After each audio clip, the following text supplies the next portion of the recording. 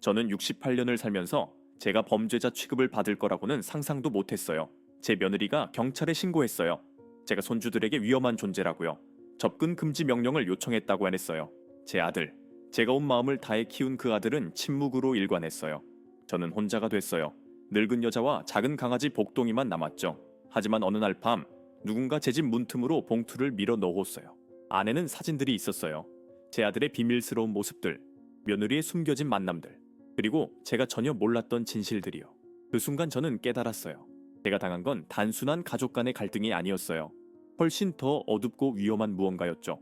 그리고 제 손주들이 그 한가운데 있었어요. 제가 진실을 찾아 나섰을 때 제 앞에는 선택이 놓여 있었어요. 침묵하고 모든 걸 잃을 것인가? 아니면 싸우고 가족을 지킬 것인가? 그날 밤 낯선 남자들이 제 집 문을 부수고 들어왔을 때 저는 복동이를 꼭 안고 떨리는 목소리로 애원했어요. 하지만 그 순간 문이 열리고 제 아들이 나타났어요. 그의 손에는 뭔가가 들려 있었고 그가 외친 한마디는 모든 걸 바꿔놓았어요. 이 채널을 구독하고 좋아요를 눌러주세요. 그리고 어디서 이 이야기를 듣고 계신지 댓글로 알려주세요.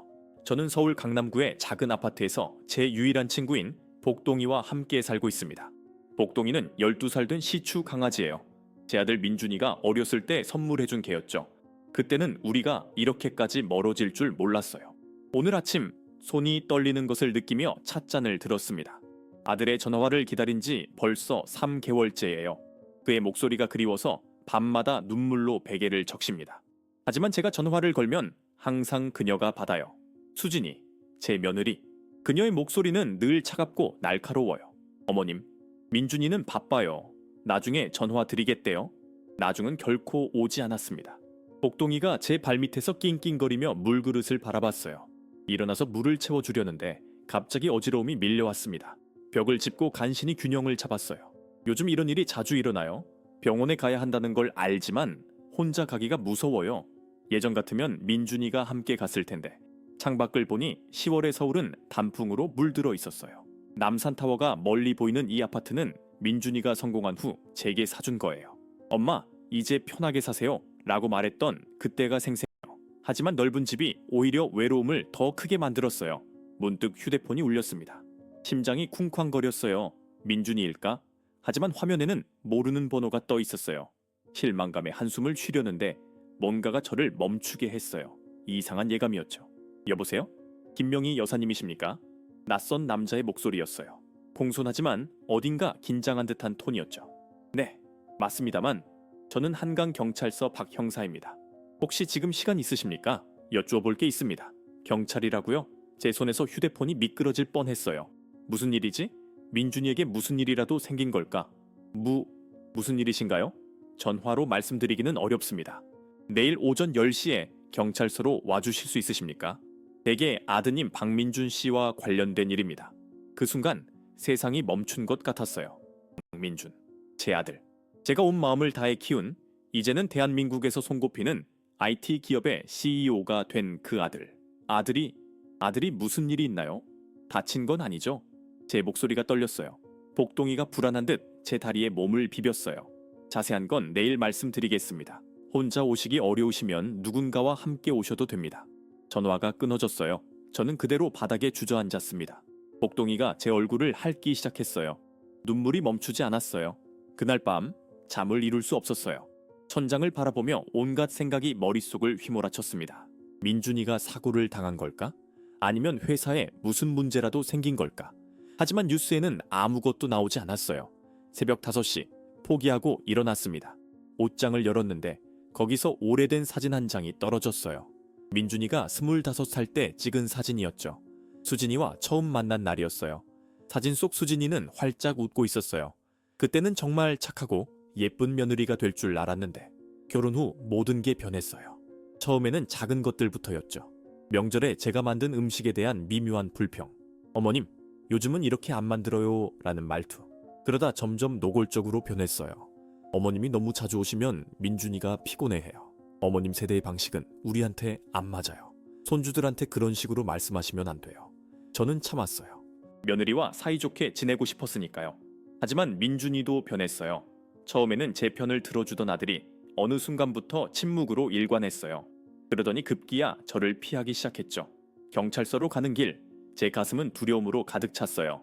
목동이를 혼자 두고 나오는 게 걱정돼서 이웃집 김씨 할머니께 부탁했어요. 그녀는 제 손을 꽉 잡으며 말했어요. 명희야, 무슨 일인지 모르겠지만 힘내.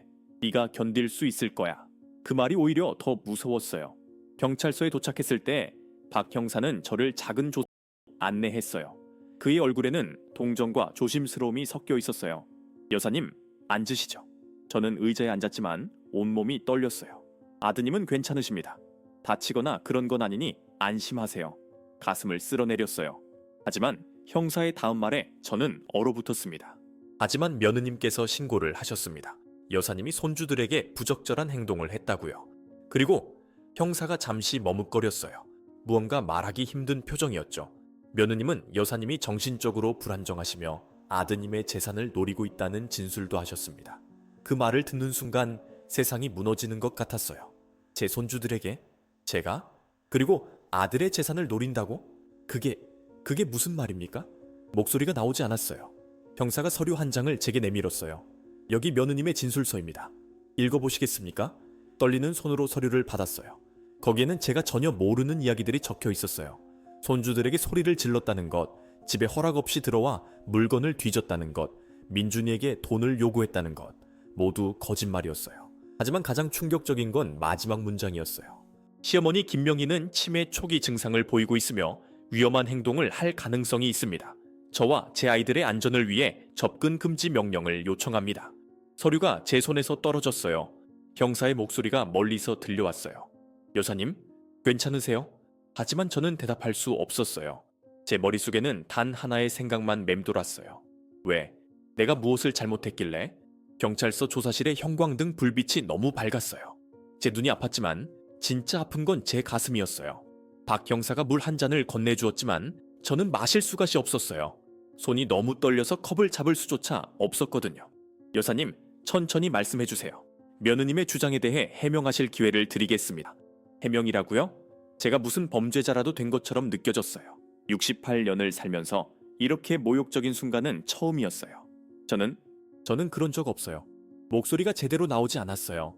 형사의 눈빛이 동정으로 가득 차 있는 게 보였어요. 그 시선이 오히려 더 창피했어요. 구체적으로 말씀해 주실 수 있으세요? 언제 마지막으로 손주들을 만나셨나요? 마지막으로 만난 게 언제였더라? 제 머릿속이 하얗게 변했어요. 생각해보니 벌써 넉 달 전이었어요. 추석이었죠. 그날도 수진이의 차가운 눈빛을 기억해요. 추석이었어요. 9월 29일이었죠. 그날 무슨 일이 있었나요? 그날을 떠올리니 가슴이 조여왔어요. 저는 손주들을 너무 보고 싶어서 일주일 전부터 송편을 준비했어요. 예준이와 서연이가 좋아하는 밤소를 넣어서요. 새벽부터 일어나서 하나하나 정성스럽게 빚었죠.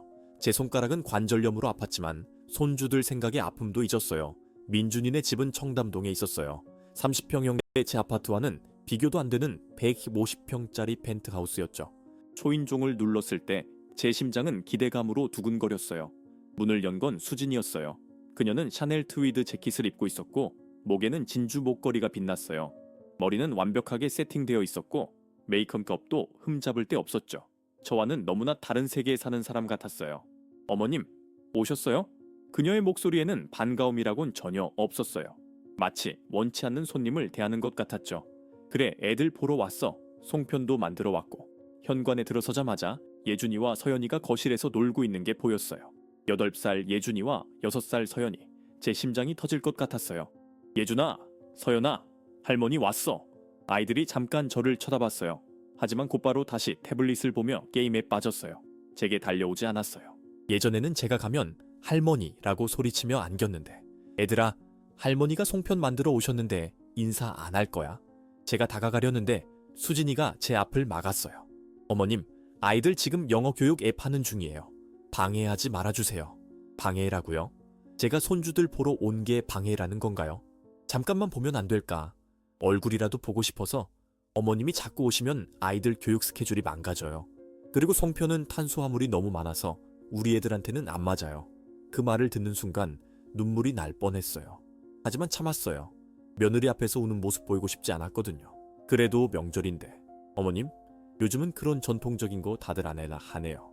시대가 변했다고요. 바로 그때 민준이가 서재에서 나왔어요. 제 아들. 제가 온 힘을 다해 키운 아들이 거기 서 있었어요. 하지만 그의 눈빛은 차갑기만 했어요. 엄마, 왜 미리 전화 안 하고 왔어? 전화했는데 수진이가 바쁘다고. 그럼 다음에 와. 지금은 좀 곤란해. 곤란하다고요? 제가 언제부터 아들에게 곤란한 존재가 된 걸까요? 형사의 목소리가 제 기억을 끊었어요. 그날 이후로는요? 그날 이후로는 연락이 끊겼어요. 제가 전화해도 받지 않고 문자를 보내도 답장이 없었어요. 손주들에게 소리를 지르거나 집에 허락 없이 들어간 적은요? 절대 없어요. 저는 그런 적 없어요. 제 목소리가 커졌어요. 형사가 놀란 표정으로 저를 쳐다봤어요. 저는 숨을 깊게 들이쉬며 진정하려고 애썼어요. 여사님, 며느님께서는 여사님이 치매 증상을 보이신다고 주장하셨는데요. 치매라고요? 저는 치매 아니에요. 정신 멀쩡해요. 하지만 말하면서도 의심이 들었어요. 요즘 자주 어지럽고 가끔 물건을 어디 뒀는지 잊어버리고 방금 뭘 하려고 했는지 까먹을 때가 있었거든요. 하지만 그건 나이 들면 다들 그러는 거 아닌가요? 형사가 또 다른 서류를 꺼냈어요. 며느님께서 제출하신 진술서에는 이런 내용도 있습니다. 지난 6월에 여사님이 집에 허락 없이 들어와서 손주의 학용품을 가져가셨다고요. 그건 오해예요. 6월 1을 기억해냈어요. 그날 저는 예준이 생일 선물을 사서 집에 갔어요. 초인종을 눌렀는데 아무도 없었어요. 하지만 현관 비밀번호를 알고 있었죠. 민준이가 예전에 알려줬거든요. 혹시 급한 일이 있을 때 들어오라고요. 그래서 선물을 현관에 두고 나오려는데 예준이 방에 제가 예전에 사준 공룡 인형이 보였어요. 그 인형은 제가 예준이가 4살 때 사준 거였는데 너덜너덜해져 있었어요. 쓰레기통에 버려져 있었죠. 마음이 아팠어요. 그래서 그 인형을 집으로 가져왔어요. 빨래해서 꿰매주려고요. 그게 잘못인가요? 그냥 손주가 쓰던 인형을 수선해 주려고 가져온 거예요. 허락 없이요. 제가 산 인형인데요. 그리고 쓰레기통에 버려져 있었어요. 형사가 고개를 끄덕였지만 그의 표정은 여전히 조심스러웠어요. 또 다른 진술이 있습니다. 여사님이 아드님께 돈을 요구하셨다고요.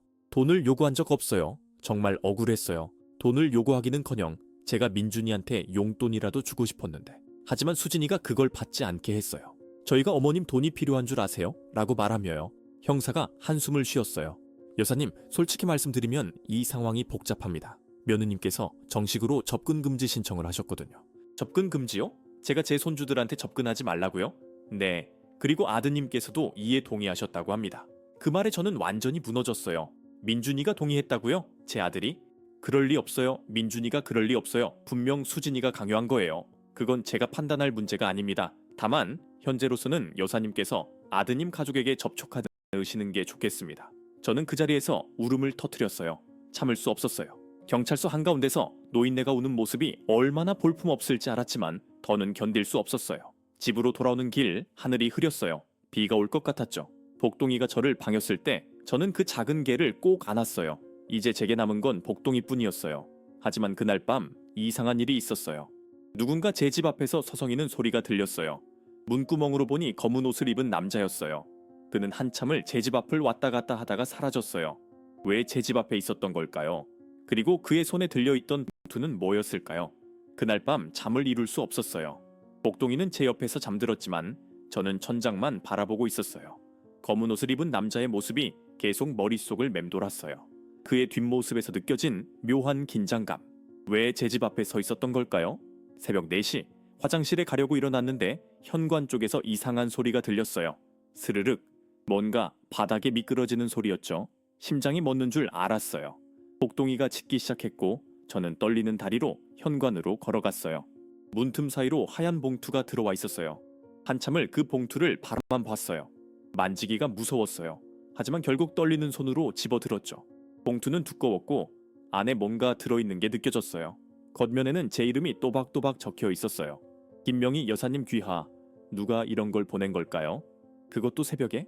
봉투를 열까 말까 망설였어요. 손가락이 봉투 끝을 만지작거렸지만 이상한 두려움이 저를 멈추게 했어요.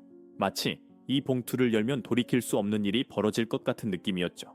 결국 거실 테이블 위에 봉투를 올려놓고 창밖을 내다봤어요. 아파트 단지는 고요했어요.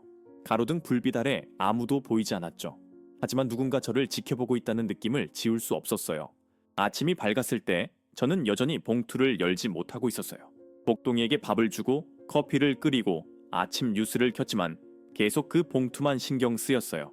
드디어 용기를 내서 봉투를 열었어요. 안에는 사진들이 들어있었어요. 제 손이 또다시 떨리기 시작했죠.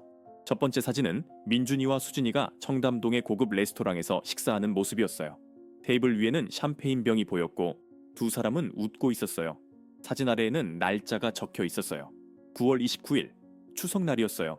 제가 송편을 들고 그들의 집을 방문했던 바로 그날이었죠. 그런데 그들은 제게 바쁘다고 했어요. 곤란하다고 했어요. 그런데 그날 저녁 두 사람은 이렇게 호화로운 레스토랑에서 식사를 하고 있었던 거예요. 두 번째 사진은 더 충격적이었어요. 수진이가 명품 가게에서 쇼핑하는 모습이었어요. 샤넬 가방을 여러 개 들고 있었고 점원이 공손하게 인사하고 있었죠. 사진 뒷면에는 메모가 적혀 있었어요. 10월 5일 강남 샤넬 매장 구매 금액 약 3천만 원. 3천만 원이라고요? 그 돈이면 제가 1년 동안 생활할 수 있는 금액이었어요. 그런데 수진이는 그 돈을 가방 몇 개 사는 데 쓴 거예요. 세 번째 사진을 보는 순간 저는 의자에서 일어설 수 없었어요. 사진 속에는 민준이가 낯선 여자와 함께 있었어요. 그들은 강남의 한 호텔 로비에 서 있었고 여자는 민준이의 팔짱을 끼고 있었어요. 친밀한 모습이었죠. 뒷면의 메모. 10월 12일 그랜드 하얏트 호텔. 함께 들어가 3시간 후 나옴. 손에서 사진이 떨어졌어요. 민준이가 바람을 피우고 있다고요? 아니면 이건 사업상 만남일까요? 하지만 그런 식으로 팔짱을 끼는 게 사업상 만남일까요? 네 번째 사진은 수진이가 어떤 남자와 카페에서 대화하는 모습이었어요. 두 사람은 머리를 맞대고 뭔가 진지하게 이야기하고 있었고 수진이의 손에는 서류 뭉치가 들려 있었어요. 10월 15일 청담동 카페. 변호사 이재훈과 만남. 변호사라고요? 수진이는 왜 변호사를 만난 걸까요? 마지막 사진을 보고 저는 숨이 멎는 줄 알았어요. 사진 속에는 제가 있었어요. 제가 경찰서에서 나오는 모습이었죠. 어제 찍은 사진이었어요. 그리고 그 옆에는 또 다른 사진이 있었어요. 복동이와 함께 산책하는 제 모습이었어요. 누군가 저를 미행하고 있었던 거예요. 봉투 안에는 편지 한 장이 더 들어 있었어요. 손으로 쓴 글씨였죠. 김명희 여사님께 저는 여사님을 돕고 싶은 사람입니다. 이 사진들이 증명하듯이 며느님 수진 씨는 여사님을 집안에서 몰아내려는 계획을 세우고 있습니다. 그녀의 목적은 아드님의 재산을 독차지하는 것입니다. 더 많은 증거가 필요하시다면 내일 저녁 7시에 홍대 입구역 9번 출구 앞 카페 모먼트마로 오십시오. 혼자 오셔야 합니다. 절대 경찰이나 다른 사람에게 말하지 마십시오. 여사님의 미래가 달려 있습니다. 진실을 아는 자, 편지를 읽고 나서 온몸에 소름이 돋았어요. 이게 무슨 상황인가요? 누가 저를 지켜보고 있다는 건가요? 그리고 이 사람은 왜 저를 돕겠다는 걸까요? 복동이가 제 발밑에서 낑낑거렸어요. 아침 산책 시간이라고 재촉하는 거죠. 저는 사진들을 서둘러 봉투에 넣고 서랍 깊숙이 숨겼어요. 그리고 복동이의 목줄을 채워 밖으로 나갔어요. 아파트 단지를 걷는 동안 주변을 계속 둘러봤어요. 혹시 저를 미행하는 사람이 있나 싶어서요. 모든 사람이 의심스러워 보였어요. 벤치에 앉아있는 중년 남자, 조깅하는 여자, 신문을 읽는 노인. 그들 중 누가 저를 지켜보고 있는 걸까요? 편의점 앞을 지나는데 TV에서 뉴스가 나오고 있었어요. 앵커가 심각한 표정으로 말하고 있었죠. IT 업계 거물 박민준 대표의 회사가 횡령 의혹에 휘말렸습니다. 검찰은 현재 제 심장이 멎는 줄 알았어요. 민준이가 횡령 의혹이라고요? 서둘러 집으로 돌아와 뉴스를 찾아봤어요. 민준이의 회사에서 수백억 원대의 횡령이 발견되었다는 내용이었어요. 아직 누가 한 건지는 밝혀지지 않았지만 회사는 큰 혼란에 빠졌다고 램했어요. 민준이에게 전화를 걸었어요. 물론 받지 않았죠. 수진이에게도 걸었어요. 역시 받지 않았어요. 문자를 보냈어요. 민준아, 엄마야, 뉴스 봤어. 무슨 일이니? 엄마한테 전화해. 걱정돼서 미치겠어. 답장은 오지 않았어요. 오후 내내 휴대폰만 들여다봤어요. 아무 연락도 없었죠. 저녁이 되자 결심했어요. 내일 그 카페에 가야겠다고요. 진실을 아는 자라는 사람이 누구든 그가 알고 있는 진실을 들어야 했어요. 하지만 밤이 되자 또다시 이상한 일이 벌어졌어요. 누군가 제 집 초인종을 눌렀어요. 밤 11시였어요. 이 시간에 누가 찾아온다는 거죠? 문구멍으로 보니 수진이었어요. 혼자였어요. 그녀의 얼굴은 창백했고 눈은 충혈되어 있었어요. 평소의 완벽한 모습과는 전혀 달랐죠. 그녀가 문을 두드렸어요. 어머님, 저예요. 문 좀 열어주세요. 부탁이에요. 그녀의 목소리에는 절박함이 묻어났어요. 하지만 저는 문을 열 수 없었어요. 어제 경찰서에서 접근 금지 얘기를 들었잖아요. 그런데 왜 수진이가 제 집에 온 거죠? 어머님, 제발요. 민준이가 위험해요. 제 손이 문 손잡이에 닿았어요. 수진이의 목소리가 떨리고 있었어요. 평소 차갑고 완벽했던 그 목소리가 이렇게 무너질 수 있다는 게 믿기지 않았죠. 민준이가 위험하다고요? 제 목소리도 떨렸어요. 아무리 저를 멀리했어도 민준이는 제 아들이었어요. 제 심장 한 조각이었죠. 네, 어머님, 제발 문 열어주세요. 시간이 없어요. 복동이가 문 앞에서 낑낑거리며 경계하고 있었어요. 걔도 아는 거죠. 이 상황이 이상하다는 걸요. 하지만 저는 문을 열었어요. 어머니라는 본능이 이성을 이긴 거예요. 수진이가 들어오는 순간 저는 깜짝 놀랐어요. 항상 완벽했던 그녀의 모습은 온데간데 없었어요. 머리카락은 헝클어져 있었고 명품 블라우스는 구겨져 있었어요. 그리고 눈가에는 눈물 자국이 있었어요. 어머님, 저 어떡하죠? 그녀가 거실 소파에 주저앉으며 얼굴을 가렸어요. 어깨가 떨리고 있었죠. 이게 접근 금지를 신청했던 그 며느리가 맞나요? 저를 치매 환자 취급했던 그 여자가? 무슨 일인데 그래요? 민준이한테 무슨 일이 생긴 거예요? 제가 물었지만 수진이는 한참 동안 대답하지 못했어요. 그녀의 손이 떨리고 있었고 입술을 깨물고 있었죠. 뭔가 말하기 힘든 일인 게 분명했어요. 민준이가 사라졌어요. 사라졌다고요? 오늘 아침부터 연락이 안 돼요. 회사에도 안 나갔고 휴대폰도 꺼져 있어요. 차도 없어요. 아무 말도 없이 그냥 사라진 거예요. 수진이의 목소리가 점점 높아졌어요. 히스테리 직전이었죠. 저는 소파 맞은편에 앉았어요. 머릿속이 복잡했어요. 민준이가 사라졌다고? 왜? 오늘 뉴스에서 본 횡령 의혹과 관련이 있는 걸까요? 경찰에는 신고했어요? 못했어요. 신고하면 더 큰일이 나요. 더 큰일이라니 무슨 소리예요? 수진이가 저를 똑바로 쳐다봤어요. 그녀의 눈에는 공포가 가득했어요. 어머님은 모르시겠지만 민준이가 지금 정말 위험한 상황에 처해 있어요. 회사 횡령건은 시작에 불과해요. 그 뒤에는 훨씬 더 큰 문제가 있어요. 큰 문제라니? 수진이가 가방에서 서류 뭉치를 꺼냈어요. 떨리는 손으로 그걸 제게 건넸죠. 이거 봐주세요. 서류를 펼쳤어요. 복잡한 숫자들과 계좌 번호들이 빼곡히 적혀 있었어요. 제가 이해할 수 없는 내용이었지만 한 가지는 분명했어요. 엄청난 금액이 움직였다는 것. 수백억, 아니 수천억 원이었어요. 이게 뭐예요? 민준이가 회사 돈을 빼돌렸어요. 하지만 본인이 쓴 게 아니에요. 누군가에게 협박당한 거예요. 협박이라고요? 수진이가 고개를 끄덕였어요. 그리고 또 다른 것을 꺼냈어요. 사진이었어요. 민준이가 어떤 남자들과 함께 있는 사진이었죠. 어두운 방에서 찍은 것 같았어요. 민준이가 3년 전에 잘못된 투자를 했어요. 사실 투자라기보다는 도박이었죠. 비트코인 관련 사기에 걸려든 거예요. 수백억을 잃었어요. 저는 숨을 멈췄어요. 수백억이라고요? 그런데 그 돈이 사실은 조폭들의 돈이었어요. 민준이는 그걸 몰랐어요. 그 사람들이 빌려준 돈으로 투자했다가 다 날린 거예요. 그 이후로 계속 협박받고 있었어요. 돈을 갚으라고요. 그래서 회사 돈을... 네, 어머님. 민준이는 어쩔 수 없었어요. 안 갚으면 우리 가족 모두 위험하다고 했어요. 아이들까지요. 수진이가 다시 울기 시작했어요. 이번에는 진짜였어요. 가식이 아닌 진심 어린 두려움의 눈물이었죠. 저는 어떤 감정을 느껴야 할지 몰랐어요.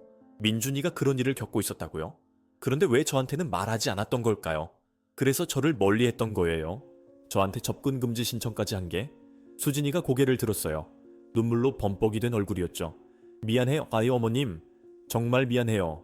그건 제가 한 게 아니에요. 뭐라고요? 민준이가 시킨 거예요. 어머님을 지키기 위해서요. 그 사람들이 어머님까지 건드릴까봐 두려워서요. 그래서 어머님을 멀리하려고 저보고 그렇게 하라고 했어요. 제 머릿속이 하얗게 변했어요. 민준이가 저를 지키려고 그런 거였다고요? 저를 멀리한 게 저를 보호하기 위해서였다고요?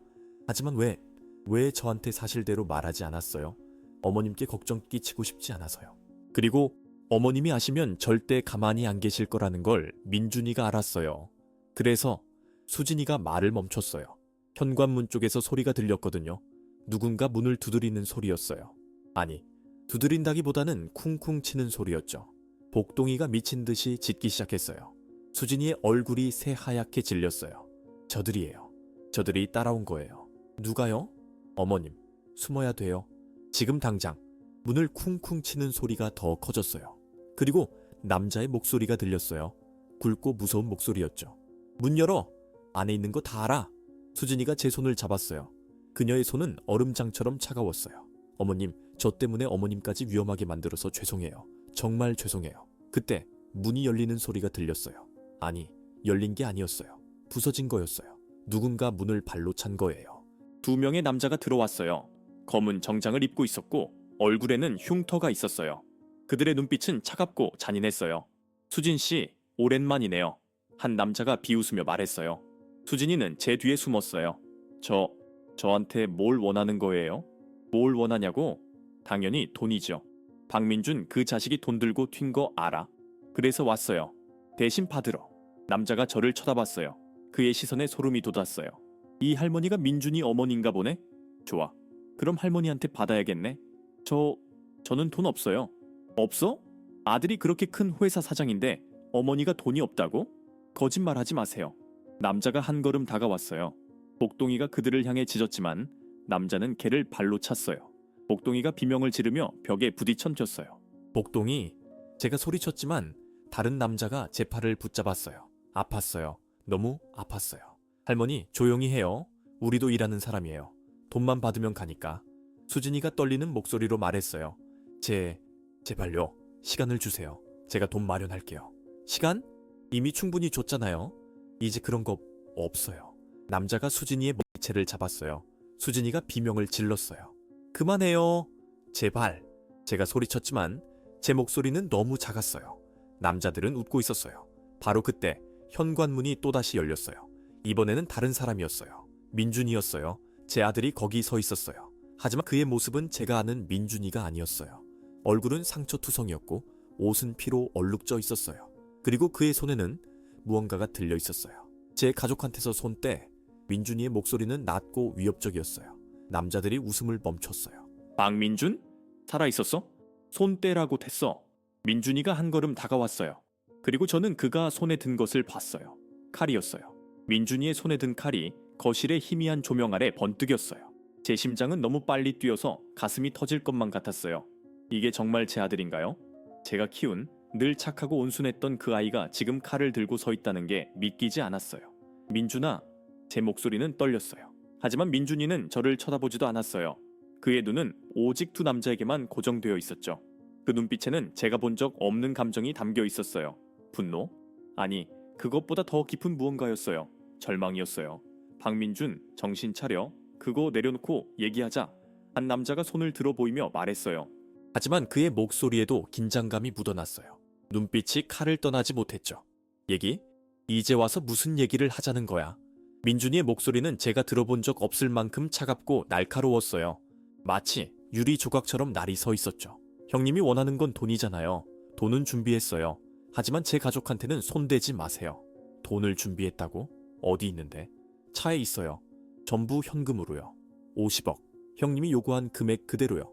50억이라고요? 제 귀를 의심했어요. 민준이가 어디서 그런 돈을 구한 거죠? 두 남자가 서로 눈빛을 교환했어요. 그들도 예상하지 못한 듯 보였어요. 정말로? 네.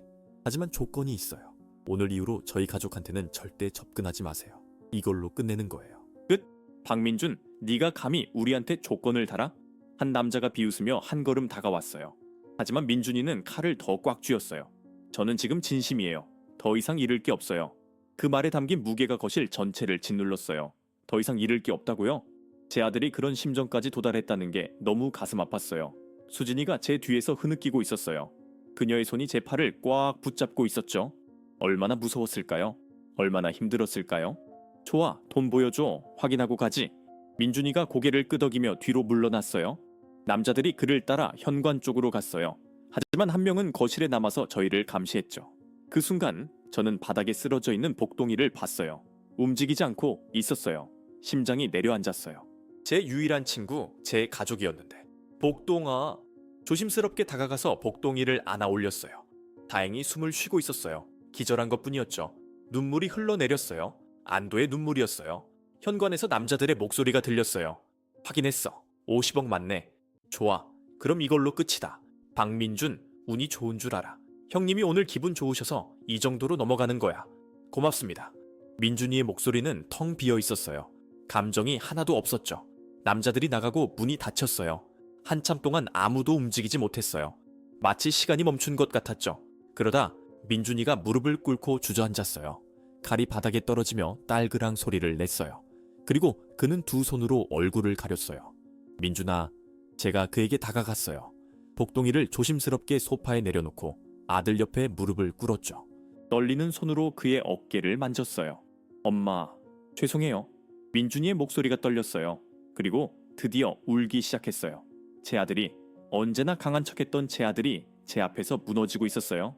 엄마한테 이런 모습 보여드려서 이렇게까지 되도록 방치해서 정말 죄송해요. 괜찮아. 저는 그를 안았어요. 얼마나 오랜만에 안아보는 건지 모르겠어요. 그의 몸은 너무 말랐고 떨고 있었어요.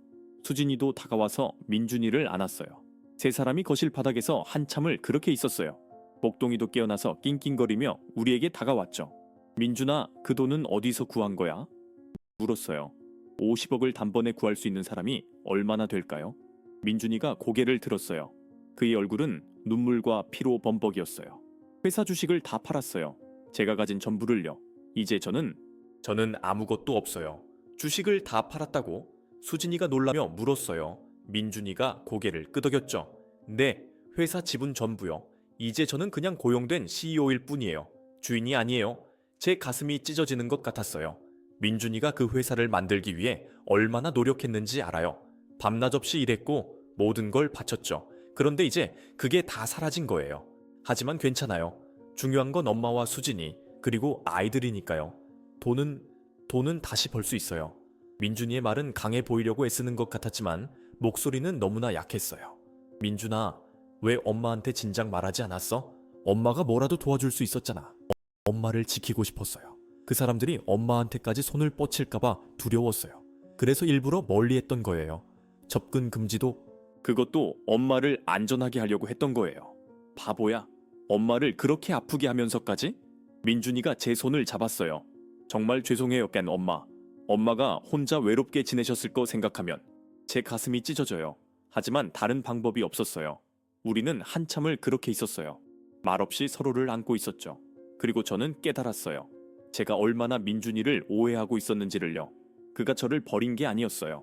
오히려 저를 지키려고 했던 거였죠. 하지만 뭔가 이상했어요. 민준이의 설명을 들으면서도 제 머릿속에는 의문이 계속 맴돌았어요. 그 봉투는 뭐였을까요? 진실을 아는 자는 누구였을까요? 그리고 왜 저에게 그 사진들을 보냈을까요? 민준이가 모든 걸 해결했다면 그 사람은 왜 내일 만나자고 했을까요? 민준아, 혹시 내 주변에 이상한 사람 없었어? 너를 미행하거나 감시하는 사람? 민준이가 고개를 들었어요. 그의 눈빛이 날카로워졌죠. 왜요, 제 엄마? 무슨 일 있었어요? 저는 서랍으로 가서 봉투를 꺼냈어요. 민준이와 수진이에게 사진들을 보여줬죠. 이게 어제 누가 우리 집에 놓고 갔어? 민준이가 사진을 보더니 얼굴이 창백해졌어요. 수진이도 마찬가지였죠. 이 사진들 누가 찍은 거예요? 모르겠어. 그런데 편지도 있었어. 내일 저녁에 만나자고. 민준이가 편지를 읽었어요. 그의 손이 떨리기 시작했어요. 엄마, 절대 가시면 안 돼요. 왜? 이거 함정이에요? 분명히. 무슨 함정? 민준이가 수진이를 쳐다봤어요. 두 사람 사이에 무언가 말없는 대화가 오갔어요. 그리고 민준이가 다시 저를 봤을 때 그의 눈에는 새로운 두려움이 담겨 있었어요. 엄마, 제가 말씀드린 게 전부가 아니에요. 사실은 바로 그때 민준이의 휴대폰이 울렸어요. 그가 화면을 확인하더니 얼굴이 더욱 하얗게 질렸어요. 뭔데? 사진이에요. 예준이와 서연이 사진. 제 심장이 멎는 줄 알았어요. 민준이가 휴대폰을 보여줬어요. 사진 속에는 예준이와 서연이가 학교 앞에서 걷고 있었어요. 그리고 그 아래 문자가 있었어요. 귀여운 아이들이네요. 잘 지키세요. 수진이가 비명을 질렀어요. 그녀는 민준이의 휴대폰을 낚아채듯 잡았고 사진을 확대해서 봤어요. 그녀의 입술이 파랗게 질렸죠. 안 돼, 안 돼, 안 돼, 안 돼. 수진이는 계속 그 말만 반복했어요. 마치 주문을 외우듯이요. 민준이가 그녀의 어깨를 잡았지만 수진이는 그의 손을 뿌리쳤어요. 당신이 끝냈다고 했잖아요. 50억 주고 끝이라고 했잖아요. 수진아, 진정해. 이건 아까 그 사람들이 아니야. 그럼 누구예요? 대체 누가 우리 아이들 사진을 찍어서 보내는 거예요? 민준이가 대답하지 못했어요. 그의 침묵이 모든 걸 말해주고 있었죠. 그도 모른다는 거예요. 아니, 알고 싶지 않다는 거였어요. 저는 그들을 바라보며 깨달았어요. 이 상황은 제가 생각했던 것보다 훨씬 더 복잡하다는 걸요. 단순히 조폭에게 돈을 빌렸다가 갚지 못한 게 아니었어요. 뭔가 더 큰 일이 벌어지고 있었죠. 민준아, 엄마한테 진짜 이야기를 해야 할 것 같구나. 제 목소리는 생각보다 침착했어요. 민준이가 저를 쳐다봤어요. 그의 눈에는 죄책감이 가득했죠. 엄마, 숨기지 마. 이제 다 말해. 엄마가 도와줄 수 있을지도 몰라. 민준이가 깊은 한숨을 쉬었어요. 그리고 소파에 앉았죠. 수진이도 그 옆에 앉았고 저는 그들 맞은편에 자리를 잡았어요. 복동이가 제 발밑에서 낑낑거리며 불안해하고 있었어요. 3년 전 제가 투자 사기에 걸렸다고 했잖아요. 그게 사실은 제 잘못만은 아니었어요. 무슨 말이니? 저는 누군가에게 이용당한 거예요. 회사 내부에 있는 사람이요. 회사 내부? 민준이가 고개를 끄덕였어요. 네, 제 동업자였던 강태훈이요. 저랑 같이 회사를 세운 사람이에요. 그가 저를 함정에 빠뜨린 거예요. 강태훈이라는 이름을 들어본 적이 있었어요. 민준이가 회사를 막 시작했을 때 자주 언급했던 이름이었죠. 똑똑하고 능력이 있는 사람이라고 했었어요. 태훈이가 일부러 제게 그 투자 이야기를 했어요. 100% 안전하다고, 큰 수익을 낼 수 있다고 말했죠. 그때 저는 회사가 자금난에 시달리고 있었어요. 그래서 혹했어요. 민준이의 목소리가 떨렸어요. 비트코인 투자라고 했지만 사실은 다단계 사기였어요. 돈을 넣는 순간 다 사라졌죠. 그리고 나중에 알았어요. 그 돈이 조폭들 돈이었다는 걸요. 태훈이가 일부러 저를 그쪽과 연결시킨 거예요. 왜 그런 짓을 한 거야? 회사를 빼앗기 위해서요. 제가 빚더미에 앉으면 회사 지분을 포기할 수밖에 없잖아요. 그게 태훈이의 계획이었어요. 수진이가 떨리는 목소리로 말했어요. 그래서 민준이가 지난 3년 동안 계속 그 빚을 갚으려고 애쓴 거예요. 회사 돈을 조금씩 빼돌려서요. 하지만 이자가 너무 커서 원금은 줄어들지 않았어요. 그리고 결국 들킨 거예요. 검찰이 조사를 시작했고 뉴스에도 나갔죠. 그래서 저는 모든 걸 정리하겠어요. 주식을 팔아서 빚을 갚고 회사에서 나가기로요. 저는 숨을 깊게 들이쉬었어요. 제 아들이 그런 지옥 같은 시간을 보냈다는 게 믿기지 않았어요. 그런데 강태훈은 지금 어디 있어? 회사에 있어요. 이제 그가 최대 주주예요. 제가 판 주식을 다 사들였거든요. 그럼 그가 이긴 거잖아? 네, 그가 이겼어요. 민준이의 목소리에는 패배감이 묻어났어요. 하지만 저는 뭔가 이상하다고 느꼈어요. 그런데 왜 아이들 사진이 온 거지? 빚도 다 갚았는데? 민준이와 수진이가 서로를 쳐다봤어요. 그들의 눈빛에서 저는 알 수 있었어요.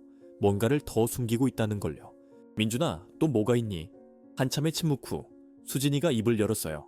어머님, 사실은 민준이가 횡령한 돈이 전부 빚 갚는 데 쓰인 게 아니에요. 뭐? 일부는 따로 숨겨뒀어요. 증거로요. 증거? 민준이가 고개를 끄덕였어요. 네, 강태훈이 저를 함정에 빠뜨렸다는 증거요. 그가 조폭들과 짜고 저를 속였다는 증거. 회사 돈을 횡령한 것도 사실은 그가 시작한 거라는 증거요. 저는 그 증거들을 모아뒀어요. 그럼 왜 그걸 경찰에 안 가져갔어? 혼자서는 안 돼요. 태훈이는 검찰에도 경찰에도 줄이 다 있어요. 제가 혼자 고발하면 오히려 제가 더 큰 누명을 쓸 수 있어요. 그럼 어떻게 할 건데? 언론이요? 언론에 이 증거를 넘기려고 해요. 그러면 태훈이가 아무리 줄이 있어도 숨을 수 없어요. 저는 고개를 끄덕였어요. 그게 현명한 방법인 것 같았죠. 하지만 여전히 의문이 남았어요. 그럼 아이들 사진은? 태훈이가 보낸 거예요. 분명히요. 수진이가 말했어요. 그가 알아낸 거예요. 민준이가 증거를 모으고 있다는 걸요. 그래서 위협하는 거예요. 증거를 넘기면 아이들을 해치겠다고요. 제 온몸에 소름이 돋았어요. 그런 악마 같은 사람이 있다니요. 그럼 경호원을 고용해야 하는 거 뭐 아냐? 아이들을 보호해야지. 이미 했어요. 오늘부터 아이들 학교에 경호원이 배치됐어요. 그리고 집에도 보안 시스템을 강화했고요. 민준이가 말했지만 그의 얼굴에는 여전히 불안함이 가득했어요. 바로 그때 제 휴대폰이 울렸어요. 모르는 번호였어요. 손이 떨렸지만 전화를 받았어요. 여보세요? 김명희 여사님, 내일 약속 잊지 않으셨죠? 남자의 목소리였어요. 차갑고 계산적인 목소리였죠. 당신이 누구요? 내일 오시면 알게 될 거예요. 그리고 꼭 혼자 오세요. 아드님이나 며느님과 함께 오시면 약속은 취소됩니다. 그리고 남자가 잠시 멈췄어요. 손주들에게 무슨 일이 생길지도 모르죠. 전화가 끊어졌어요. 저는 휴대폰을 떨어뜨릴 뻔했어요. 엄마, 누구예요? 민준이가 물었어요. 저는 그에게 방금 통화 내용을 말했어요. 민준이의 얼굴이 창백해졌어요. 절대 가시면 안 돼요, 엄마. 이건 함정이에요. 하지만 안 가면 예준이와 서연이가 엄마가 가신다고 안전한 게 아니에요. 오히려 더 위험해질 수도 있어요. 수진이가 떨리는 목소리로 말했어요. 어머님, 민준이 말이 맞아요. 이 사람들은 뭘 원하는지 모르겠어요. 돈도 아니고 증거도 아니고 그럼 뭘 원하는 거예요? 침묵이 흘렀어요. 아무도 대답하지 못했죠. 그날 밤 저는 잠들 수 없었어요. 내일 그 카페에 가야 할까요? 아니면 민준이 말대로 가지 말아야 할까요? 하지만 제 손주들이 위험에 처할 수도 있는데 어떻게 가만히 있을 수 있겠어요? 새벽이 되어서야 결심했어요. 가기로요. 하지만 혼자가 아니에요. 제 방식대로 할 거예요. 아침에 민준이와 수진이가 깨어났을 때 저는 이미 준비를 마친 상태였어요. 엄마 오티샘, 어디 가세요? 산책 나갔다 올게. 복동이 산책시켜야지. 지금요? 이렇게 아침 일찍? 응. 신선한 공기 좀 쐬고 올게. 민준이가 의심스러운 눈으로 저를 쳐다봤지만 말리지는 않았어요. 아마 제가 정말 산책만 갈 거라고 생각한 것 같았죠. 하지만 저는 산책을 가지 않았어요. 대신 강남 경찰서로 갔어요. 박 형사를 만나러요. 여사님, 무슨 일이세요? 박 형사가 놀란 표정으로 저를 맞이했어요. 형사님, 도와주셔야 해요. 제 손주들이 위험해요. 저는 모든 걸 말했어요. 봉투, 사진들, 전화, 민준이의 이야기까지요. 박 형사는 심각한 표정으로 제 말을 들었어요. 그럼 오늘 저녁에 그 카페에 가신다는 거죠? 네. 하지만 혼자 가고 싶지 않아요. 형사님이 몰래 따라와 주실 수 있나요? 박 형사가 고개를 끄덕였어요. 알겠습니다. 제가 도와드리겠습니다. 저녁 6시 반, 저는 홍대 입구역으로 향하는 지하철에 앉아 있었어요. 제 무릎 위에 놓인 손이 떨리고 있었죠. 박 형사는 다른 칸에 타고 있었어요. 저희는 함께 있는 것처럼 보이면 안 되니까요. 민준이에게는 거짓말을 했어요. 친구를 만나러 간다고요. 그는 믿는 것 같았어요. 아니, 믿고 싶어 했던 것 같았죠. 제가 위험한 일에 휘말리지 않기를 바라면서요. 지하철이 홍대 입구역에 도착했어요. 사람들이 우르르 쏟아져 나왔죠. 젊은이들이 많았어요. 활기차고 행복해 보였어요. 그들과는 다르게 저는 무거운 발걸음으로 9번 출구를 향해 걸었어요. 카페 모먼트는 조용한 골목에 있었어요. 간판은 작았고 창문에는 하얀 커튼이 드리워져 있어서 안이 잘 보이지 않았죠. 문을 열고 들어가니 은은한 재즈 음악이 흘러나왔어요. 손님은 많지 않았어요. 구석에 앉아 노트북을 하는 사람, 책을 읽는 여자, 그리고 창가에 혼자 앉아있는 남자. 그 남자가 저를 보며 손을 들었어요. 제게 오라는 신호였죠. 심장이 쿵쾅거렸어요. 다리가 떨렸지만 걸어갔어요. 가까이 다가가자 남자의 얼굴이 보였어요. 40대 정도로 보였고 단정한 정장을 입고 있었어요. 얼굴은 평범했지만 눈빛은 날카로웠죠. 앉으세요, 김명희 여사님. 남자가 미소 지었어요. 하지만 그 미소는 따뜻하지 않았어요. 계산적이고 차가웠죠. 당신이 누구요? 저는 앉지 않고 물었어요. 남자가 의자를 가리켰어요. 먼저 앉으시죠. 오래 걸릴 이야기니까요.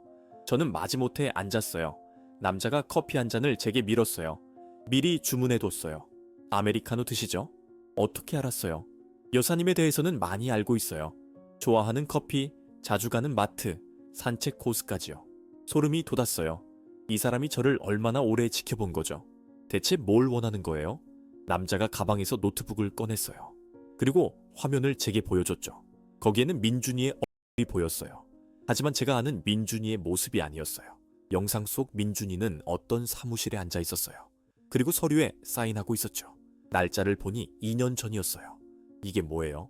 여사님의 아드님이 회사 돈을 빼돌리는 장면이에요. 보시다시피 강제로 한 게 아니에요. 자발적으로 한 거죠. 거짓말이에요. 민준이는 협박당한 거예요. 협박? 이 영상 어디에도 협박의 증거는 없어요. 오히려 아드님이 웃으면서 사인하고 있잖아요. 영상을 다시 봤어요. 정말이었어요. 민준이는 웃고 있었어요. 하지만 그게 진짜 웃음일까요? 제 눈에는 억지 웃음처럼 보였어요. 무언가에 굴복한 사람의 웃음처럼요. 이 영상이 경찰에 넘어가면 아드님은 최소 10년은 감옥에 가야 할 거예요. 횡령죄, 배임죄, 그리고 조세포탈까지요. 당신이 경찰이에요? 아니요. 저는 강태훈 대표의 법률 대리인이에요. 강태훈. 민준이를 함정에 빠뜨린 그 사람의 이름이었어요. 그 사람이 시킨 거군요. 이렇게 저를 협박하라고. 남자가 고개를 저었어요. 협박이 아니에요. 제안이에요. 제안? 네. 강태훈 대표님께서는 관대하신 분이에요. 아드님이 잘못을 인정하고 조용히 물러난다면 이 영상을 묻어드릴 수도 있어요. 물러나라고? 이미 주식도 다 팔았는데 뭘 더 물러나요? 남자가 다른 서류를 꺼냈어요. 아드님께서 숨겨놓은 증거 말이에요. 강 대표님을 모함하려고 모은 그 증거들이요. 그걸 다 넘기시면 됩니다. 그건 민준이가 자신을 지키기 위한 거예요. 자신을 지킨다고요? 아니면 복수하려는 걸까요? 남자의 눈빛이 차가워졌어요. 김명희 여사님, 현실을 보세요. 아드님은 이미 졌어요. 회사도 잃었고 돈도 없고 명예도 바닥이에요. 이제 남은 건 가족뿐이죠. 그 가족마저 잃고 싶으세요? 무슨 소리예요? 남자가 휴대폰을 꺼냈어요. 그리고 사진을 보여줬죠. 예준이와 서연이가 놀이터에서 노는 사진이었어요. 오늘 찍은 것 같았어요. 귀여운 손주들이네요. 특히 서연이는 정말 예쁘죠. 저희 딸과 같은 학교에 다녀요. 온몸이 얼어붙었어요. 이 사람의 딸이 서연이와 같은 학교에 다닌다고요? 당신이 그 사진을 보낸 거예요. 저는 아니에요. 하지만 강 대표님의 지시를 받는 사람들이 있죠. 그들은 필요하다면 무슨 일이든 할 수 있어요. 이건 협박이에요. 범죄예요. 제 목소리가 커졌어요. 주변 사람들이 저희를 쳐다봤죠. 남자가 조용히 하라는 신호를 보냈어요. 여사님, 진정하세요. 저희는 아무도 다치게 하고 싶지 않아요. 그냥 조용히 정리하고 싶을 뿐이에요. 정리라니, 당신들이 민준이를 망쳤잖아요. 망쳤다고요? 아드님이 스스로 욕심을 부린 거예요. 강 대표님은 단지 기회를 주셨을 뿐이에요. 저는 일어섰어요. 더는 참을 수 없었어요. 민준이는 절대로 당신들 말을 듣지 않을 거예요. 그 증거는 절대 넘기지 않을 거예요. 남자가 한숨을 쉬었어요. 그럼 어쩔 수 없네요. 그가 휴대폰을 꺼내서 누군가에게 문자를 보냈어요. 그리고 저를 쳐다봤죠. 10분 후에 아드님네 집 앞에 누군가 도착할 거예요. 그 사람이 하는 일을 막고 싶으시면 지금 당장 아드님께 전화해서 증거를 넘기라고 하세요. 뭐라고요? 선택하세요, 여사님. 증거를 넘기고 가족을 지킬 건가요? 아니면 고집을 부리고 모든 걸 잃을 건가요? 제 손이 떨렸어요. 가방 속 휴대폰이 무겁게 느껴졌죠. 민준이에게 전화해야 할까요? 하지만 그럼 민준이가 유일하게 가진 무기를 잃는 거예요. 바로 그때 카페 문이 열렸어요. 박 형사가 들어왔어요. 그리고 그의 뒤에는 다른 경찰관 2명이 있었죠. 경찰입니다. 움직이지 마세요. 남자의 얼굴이 창백해졌어요. 그는 일어나려 했지만 경찰관이 재빨리 그의 팔을 잡았어요. 당신을 협박죄와 공갈죄로 체포합니다. 박 형사가 제게 다가왔어요. 여사님, 괜찮으세요? 괜찮으세요? 저는 고개를 끄덕였어요. 하지만 다리에 힘이 풀려서 의자에 다시 주저앉았죠. 남자가 소리쳤어요. 이건 함정이에요. 불법이에요. 불법? 당신이 한 협박이 불법이죠. 우리는 다 녹음했어요. 박 형사가 저에게 작은 녹음기를 보여줬어요. 제 가방에 몰래 넣어뒀던 거였죠. 남자가 끌려 나갔어요. 하지만 나가면서 저를 돌아봤어요. 그의 눈빛에는 분노가 가득했죠. 여사님, 후회하실 거예요. 강 대표님은 절대 포기하지 않으세요. 그의 목소리가 카페에 메아리 쳤어요. 그리고 문이 닫혔죠. 저는 테이블에 팔을 꿰고 고개를 숙였어요. 온몸이 떨렸어요. 두려움도 있었지만 동시에 안도감도 있었죠. 여사님, 집으로 모시겠습니다. 박 형사가 말했어요. 저는 고개를 끄덕였어요. 하지만 집으로 가는 차 안에서 저는 계속 생각했어요. 남자의 마지막 말이 머릿속을 떠나지 않았어요. 강 대표님은 절대 포기하지 않으세요. 이게 끝이 아니라는 느낌이 들었어요. 오히려 시작인 것 같았죠. 그리고 제 예감은 틀리지 않았어요. 집에 도착했을 때 민준이가 현관 앞에서 저를 기다리고 있었어요. 그의 찐 얼굴은 창백했고 손에는 휴대폰이 들려 있었죠. 엄마, 큰일 났어요. 무슨 일이니? 수진이가 아이들을 데리고 사라졌어요. 사라졌다고? 제 목소리가 떨렸어요. 민준이는 휴대폰을 제게 보여줬어요. 수진이가 보낸 문자였죠. 미안해 대여 민준. 아이들을 지키려면 이 방법밖에 없어요. 당신을 사랑해요. 하지만 엄마로서 선택해야 해요. 문자를 읽는 순간 제 가슴이 찢어지는 것 같았어요. 수진이가 아이들을 데리고 도망친 거예요. 민준이로부터, 저희로부터, 이 모든 위험으로부터요. 언제 떠났어? 1시간 전이에요. 집에 왔을 때 이미 없었어요. 옷도 몇 벌 챙겨갔고 아이들 학용품도 없어요. 민준이의 목소리가 부서지고 있었어요. 그는 벽에 기대서서 바닥에 주저앉았죠. 남자가 우는 모습을 본 건 처음이었어요. 소리 없이 조용히 하지만 온몸으로 울고 있었어요. 박 형사가 조심스럽게 물었어요. 부인께서 어디로 가셨을지 짐작되세요? 민준이가 고개를 저었어요. 모르겠어요. 친정은 아닐 거예요. 부모님이 작년에 돌아가셨거든요. 친구들한테도 연락했는데 아무도 몰라요. 혹시 신용카드 사용 내역을 추적할 수? 수진이는 현금만 쓸 거예요. 그렇게 계획했을 거예요. 민준이의 말이 맞았어요. 수진이는 똑똑한 여자였어요. 추적당하지 않는 방법을 알고 있었죠. 저는 민준이 옆에 앉았어요. 그에게 어깨를 감싸 안았죠. 찾을 수 있어. 민준아, 반드시 찾을 수 있어. 하지만 제 말은 공허하게 들렸어요. 저 자신도 확신이 없었거든요. 박 형사가 전화를 받더니 심각한 얼굴로 저희를 봤어요. 방금 소식 들어왔습니다. 강태훈 대표가 카페에서 체포된 변호사를 보석으로 풀어줬습니다. 벌써요? 네. 그리고 강 대표가 기자회견을 연다고 합니다. 1시간 후에요. 무슨 기자회견이요? 민준이가 일어났어요. 그의 눈에는 불안함이 가득했죠. 아마도 회사 횡령건에 대해서일 겁니다. 그리고 박 형사가 말을 멈췄어요. 그리고 뭔데요? 아드님을 공개적으로 고발할 것 같습니다. 시간은 빠르게 흘렀어요. 민준이는 계속 수진이에게 전화만 했지만 받지 않았어요. 아이들 휴대폰도 꺼져 있었죠. 마치 세상에서 사라진 것처럼요. 저는 텔레비전을 켰어요. 뉴스 채널에서는 강태훈의 기자회견이 생중계되고 있었어요. 강태훈은 완벽한 정장을 입고 있었어요. 그의 얼굴에는 자신감이 넘쳤죠. 기자들 앞에 당당하게 서서 말했어요. 저는 오늘 매우 슬픈 발표를 해야 합니다. 저의 동업자였던 박민준 대표가 지난 3년간 회사 자금 500억 원을 횡령했습니다. 기자들이 웅성거렸어요. 플래시가 터졌죠. 저는 그를 믿었습니다. 함께 회사를 세운 친구였으니까요. 하지만 그는 그 신뢰를 배신했습니다. 회사 돈을 개인적인 용도로 사용했고 심지어 조폭들과의 거래에도 연루되어 있었습니다. 거짓말이에요. 민준이가 소리쳤어요. 하지만 텔레비전 속 강태훈은 계속 말했어요. 저는 이제 더 이상 그를 보호할 수 없습니다. 회사의 미래와 직원들을 위해 검찰에 정식으로 고발했습니다. 그리고 모든 증거를 제출했습니다. 화면에 서류 사진들이 나왔어요. 민준이의 서명이 선명하게 보였죠. 박민준은 현재 도주 중입니다. 가족까지 데리고 숨었습니다. 만약 이 방송을 보고 계시다면 자수하시기 바랍니다. 그게 가족을 위한 최선의 선택입니다. 기자회견이 끝났어요. 민준이는 망연자실한 표정으로 화면을 바라봤어요. 이제 끝이에요, 엄마. 제가 범죄자가 됐어요. 아니야, 민준아. 네가 범죄자가 아니야. 넌 희생자야.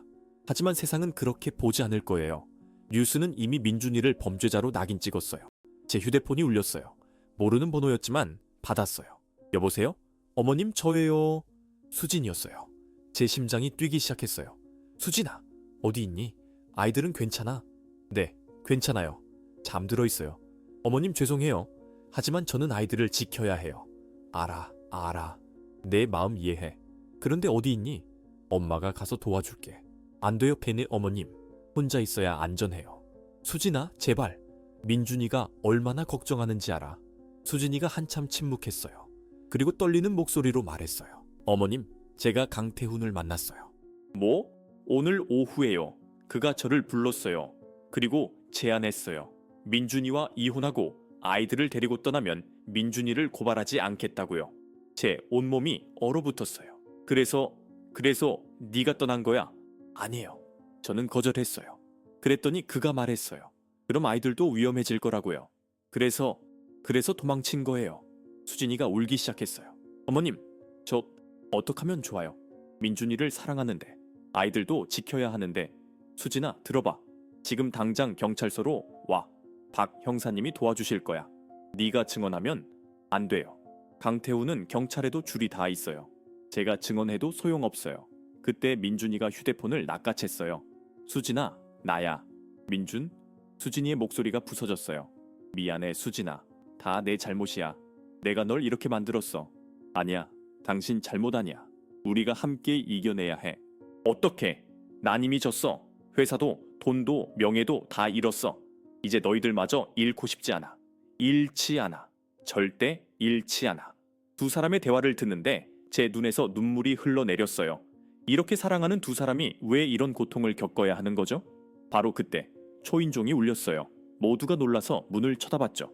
박 형사가 조심스럽게 문구멍을 들여다봤어요. 택배 기사인 것 같은데요? 민준이가 문을 열었어요. 택배 기사가 큰 상자를 들고 있었어요. 박민준님 맞으시죠? 네. 상자를 받고 문을 닫았어요. 보낸 사람 이름은 없었어요. 민준이가 상자를 열었어요. 안에는 서류 뭉치가 들어있었어요. 그리고 USB 하나, 그리고 편지 한 장. 민준이가 편지를 읽었어요. 그의 얼굴이 점점 밝아졌어요. 엄마, 이거 뭔데? 강태훈의 범죄 증거예요. 전부 다요. 횡령, 배임, 조폭과의 거래, 뇌물 다 여기 있어요. 누가 보낸 거야? 편지 끝을 보니 서명이 있었어요. 진실을 아는 자. 그 사람이었어요. 봉투를 보낸 그 사람이요. 편지에는 이렇게 적혀 있었어요. 박민준 대표님께 저는 강태훈 밑에서 일했던 사람입니다. 그의 악행을 더는 볼 수 없어서 이 증거들을 모았습니다. 이것으로 그를 무너뜨리세요. 당신의 어머니는 용감한 분입니다. 그 용기를 이어받으세요. 정의가 승리하기를 바랍니다. 민준이가 저를 쳐다봤어요. 그의 눈에는 희망이 보였어요. 엄마, 이제 싸울 수 있어요. 제대로 싸울 수 있어요. 박 형사가 USB를 확인했어요. 그의 얼굴이 점점 심각해졌죠. 이건 결정적인 증거입니다. 강태훈을 기소하기에 충분했대요.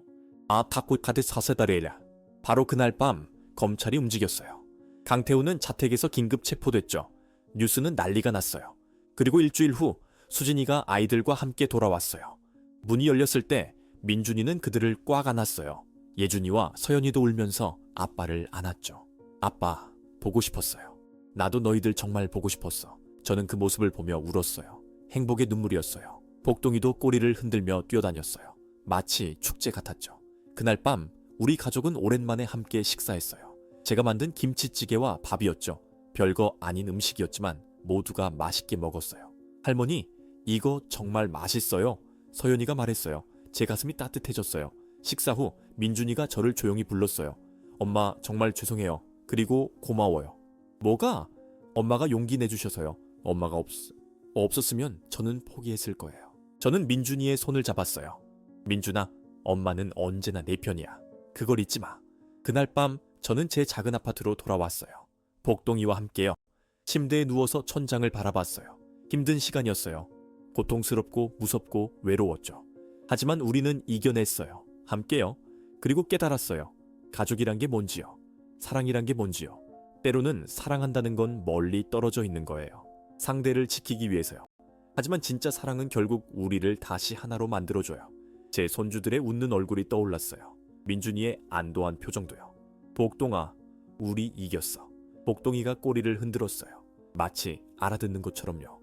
그리고 저는 평화롭게 잠들었어요. 오랜만에 악몽 없이요. 때때로 우리는 사랑한다는 것이 무엇인지 잊어버려요.